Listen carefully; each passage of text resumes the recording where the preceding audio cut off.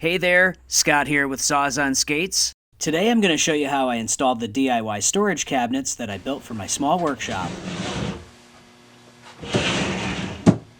I needed to remove the old cabinet before I could install the new cabinets, so first I removed and sorted all of the tools. Next I removed the shelves from the old cabinet.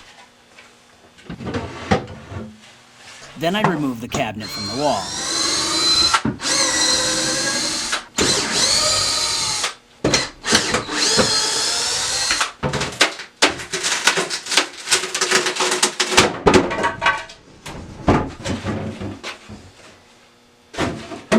That lime green patch had to go. I only had one roller cover, so I saved that to apply the paint. I used a brush to prime the patch with a shellac-based primer. Then I painted the wall when the primer was dry. There's a bump out in the corner of my shop, so I'm going to end up with a space between the cabinet and the wall.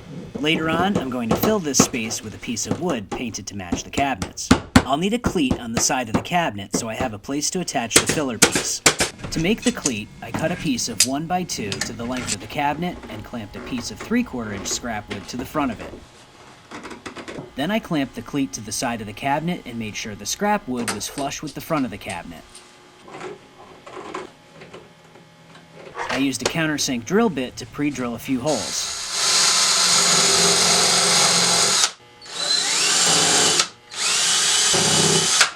And I attached the cleat with a few 1 1/4 inch screws.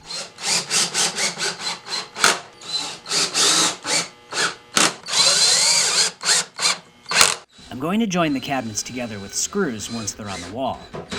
Before I get the cabinets on the wall, I marked locations for those screws.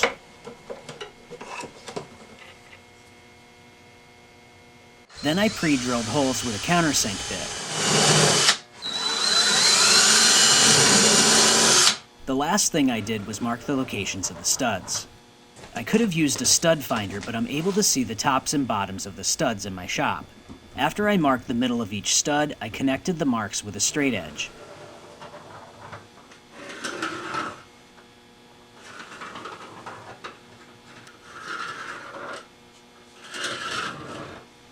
I was ready to get the cabinets on the wall, and my friend Matt stopped by to give me a hand.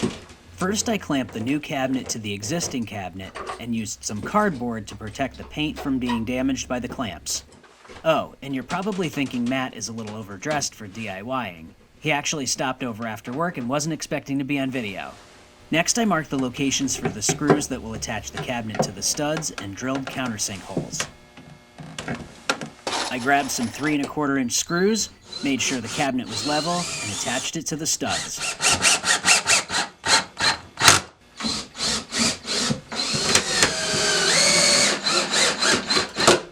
Then the cabinets were joined together with 1 1/4 inch screws.